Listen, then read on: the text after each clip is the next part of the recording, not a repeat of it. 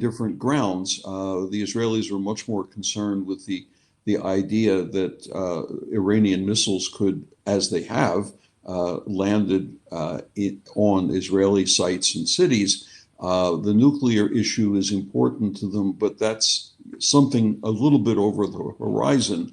The Americans appear to be much more concerned with the nuclear question, and at the same time with the idea of regime replacement. But I want to add one more factor in this, and it was something that people have tended to slide over because looking at the conflict is easier than looking at some of the precursors.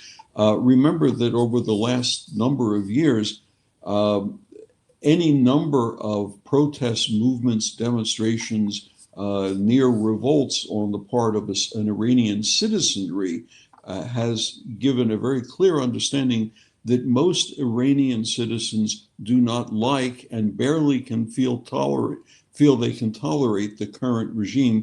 Most recently, depending on who you read and which source you trust, somewhere between 5 and 35,000 people were killed in the last range of protests, a month and a half ago.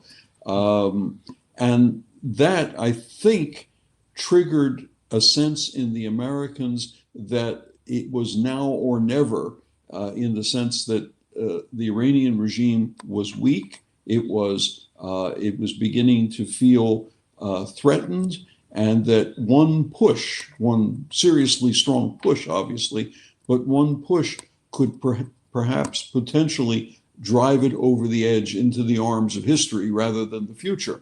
Whether that's going to play out that way or not is obviously a very different question. But I think that was also lurking in the minds of American policymakers from Marco